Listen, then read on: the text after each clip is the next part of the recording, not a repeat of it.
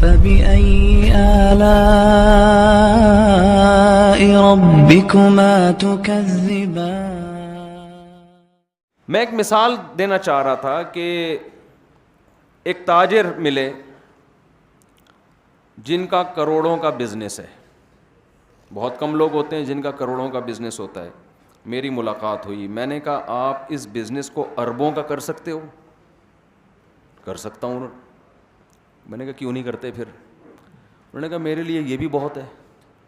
میرے گھر والوں کو اگر مہینے میں میری 1 کروڑ ارننگ ہو تو میرے گھر کے لیے, میرے خاندان کے لیے یہ بہت ہے. مجھے اس سے زیادہ کمانے کی ضرورت, بولو بھائی, نہیں.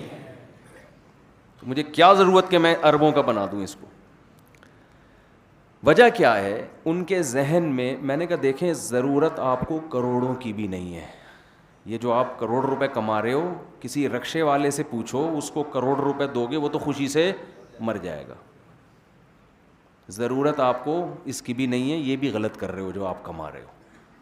1 کروڑ کما کے بھی کیا کر رہے ہو؟ ایک آدمی کی لاٹری نکلی نا, 10 کروڑ روپے کی, غریب آدمی تھا, تو ماہر نفسیات سے رابطہ کیا کمپنی نے کہ بھائی اس کو اگر ہم نے اچانک بتا دیا کہ تمہارے 10 کروڑ نکلیں تو مرنا جائے گا خوشی سے, تو ماہر نفسیات کو بھیجا جائے جو اس کو آرام آرام سے بتائیں کہ یہ ایک دم خوشی سے ہارٹ اٹیک نہ ہو جائے اس کو.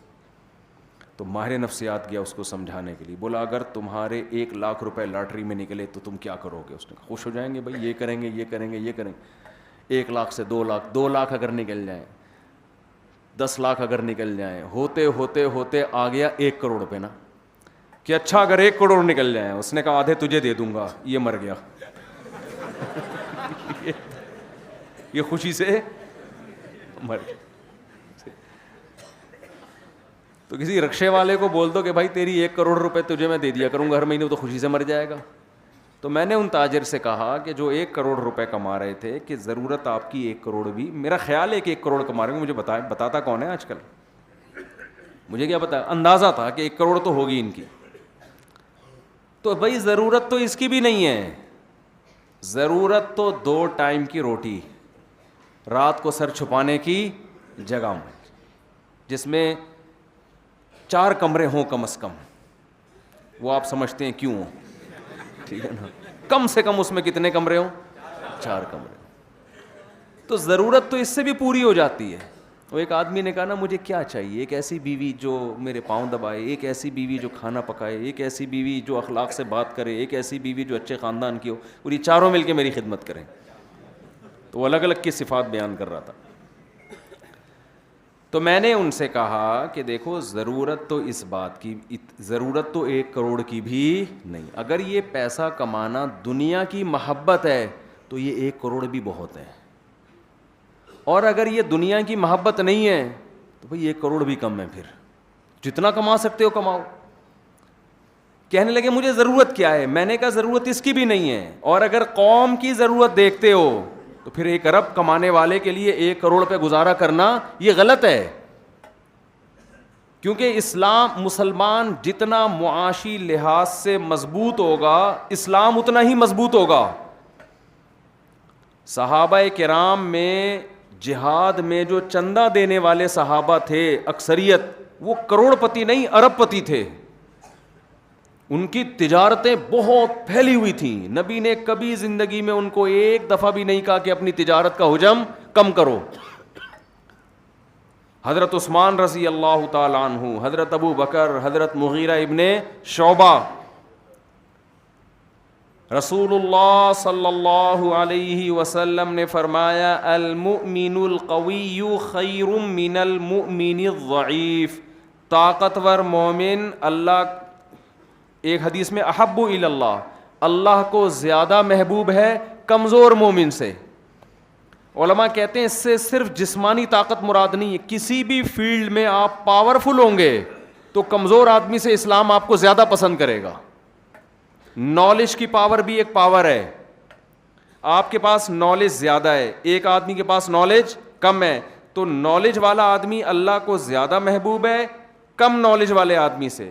سمجھ میں آ رہی ہے بات کہ نہیں آ رہی ہے؟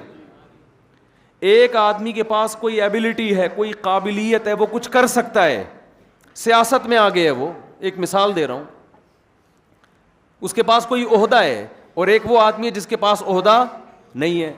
تو جس کے پاس کوئی طاقت ہے, قوت ہے, وہ حدیث کے مطابق اللہ کو زیادہ محبوب ہے اس شخص سے جس کے پاس وہ عہدہ نہیں ہے, کیونکہ عہدے والا آدمی وہ کچھ کر سکتا ہے جو کم عہدے والا نہیں کر سکتا. آپ دیکھو نا, موسیٰ علیہ السلام کو فرعون کے پاس بھیجا گیا ہے ڈائریکٹ. کیوں؟ فرعون کے پاس پاور ہے. تو موسیٰ کلیم اللہ کو بھی حکم دیا جا رہا ہے کہ محنت کس پہ کرنی ہے؟ فرعون پہ. یہ ٹھیک ہو گیا تو یہ پاورفل آدمی ہے.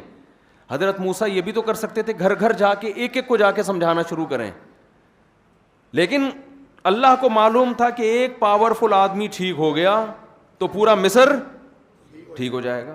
حالانکہ وہ کافر ہے, غیر مسلم ہے, لیکن پاورفل ہونے کی وجہ سے اس کو پروٹوکول دیا جا رہا ہے. بہت مشکل ہے بھائی بات سمجھانا اس زمانے میں. اس سے بھی زیادہ کچھ کام مشکل ہیں, وہ کسی اور وقت بتاؤں گا انشاءاللہ. تو یہ ہے عہدے کی طاقت.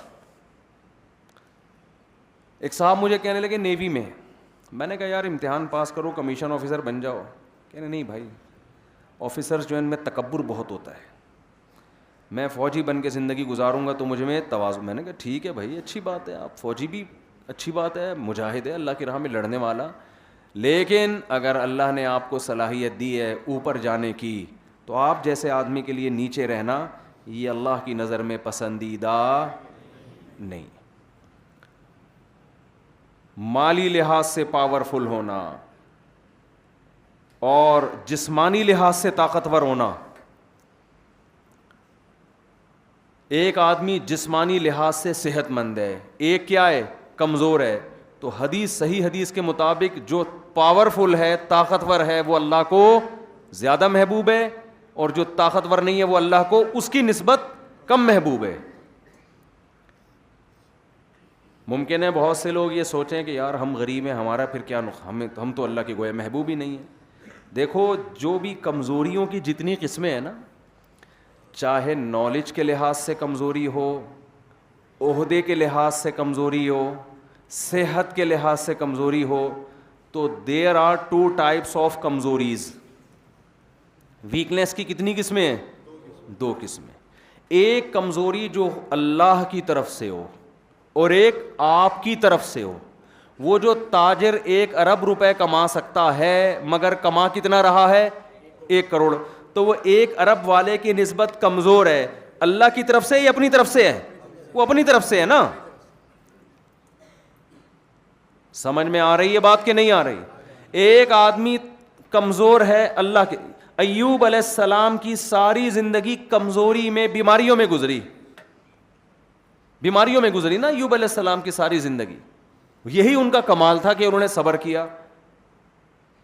تو وہ اللہ کی نظر میں صحت مندوں سے زیادہ محبوب تھے. وجہ اس کی یہ تھی, جو بیمار ہے وہ کمزور بھی ہوتا ہے نا, وہ تو کچھ نہیں کر سکتا, وہ تو بیچارہ بستر پہ پڑا رہتا ہے. وجہ اس کی یہ تھی کہ یہ ایوب علیہ السلام کی جو کمزوری اور بیماری, یہ ایوب علیہ السلام کی اپنی طرف سے نہیں تھی, یہ کس کی طرف سے تھی؟ اللہ کی طرف سے. غربت اللہ کی طرف سے ہو یہ آزمائش ہے, اس میں اللہ آپ سے ناراض نہیں ہوگا.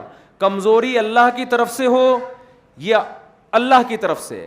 آپ آرمی میں کمیشن آفیسر بھرتی ہونے کے لیے گئے, آپ نے پوری کوشش کر لی, ISS بھی کلیئر ہی نہیں کر پاتے, آپ ایک فوجی بھرتی ہو گئے, یہ آپ کی طرف سے نہیں ہے, کس کی طرف سے ہے؟